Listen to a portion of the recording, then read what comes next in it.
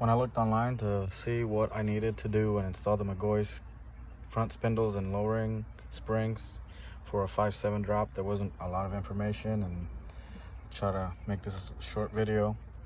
You need a 24, 18, 15, 8mm, 6 and 5,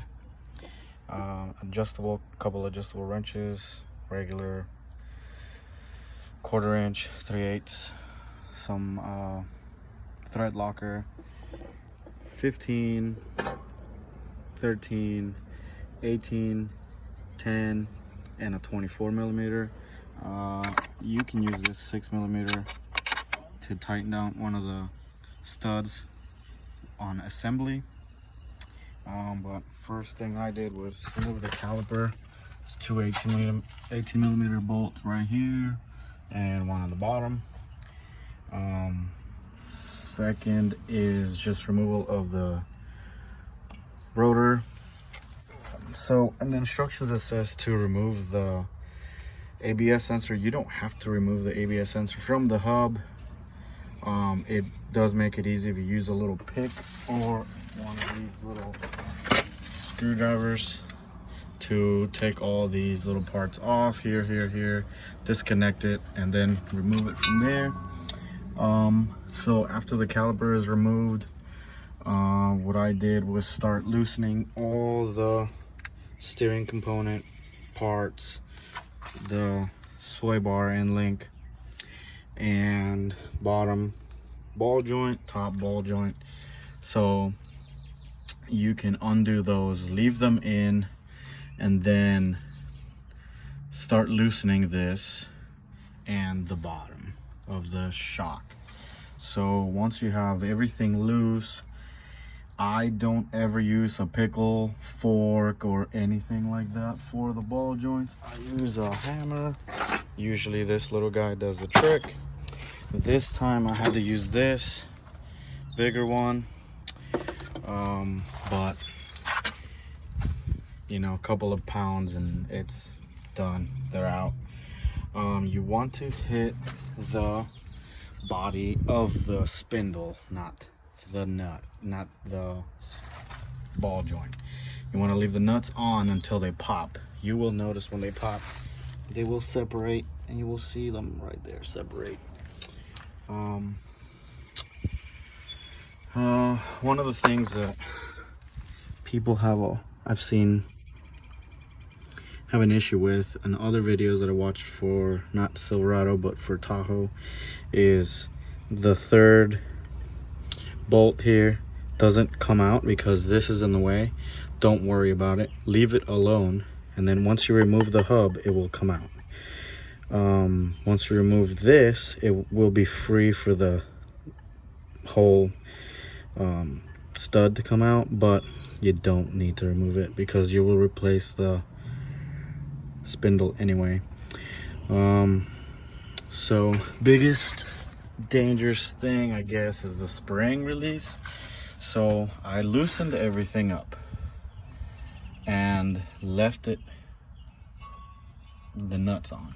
So you put a jack under the front control arm and make sure that you can access the bottom bolts for the strut, and that you can pull the shock out through the lower control arm and the sway bar end link.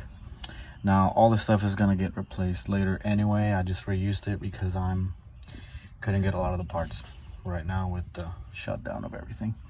But so you want to support the lower control arm, remove the sway bar end link, remove the shock, and then slowly lower the control arm until the spring tension is released. And then I used a prybar to help the spring come out. You can tie it down if you feel like you're gonna be safer. I did that on the other side because for some reason that spring had more tension, but this side didn't necessitate that.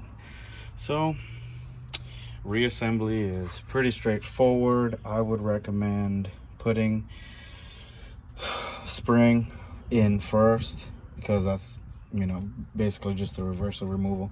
Put the spring in first. Shock, you know, if you use the jack under the control arm, you can just lift it up, put it in. It's pretty easy. Put the sway bar in link, then lower ball joint, upper ball joint, tighten everything, then start doing the hub. Once you do the hub, you can wait to put this on after you put the hub on. It can make it easier if you don't want to go through the backside, but it doesn't matter. You can put this on, then reattach the rotor, caliper, put this back on. This will feel tighter because it's 2 inches lower or moved somehow, so this is slightly taut, as you can see. You could possibly mess with this and loosen it up and move it this way. I left it alone, and this also is a little tauter right here, but not too bad. So I'll show you where I hit on the old spindle to loosen the ball joints, and I think that's about it.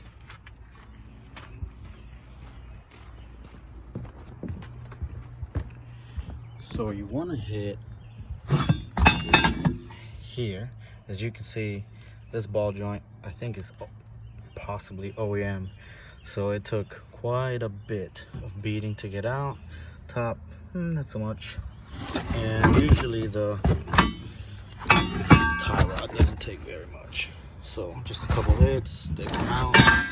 Make your life easier than bothering with a pickle fork and all that stuff, possibly breaking it.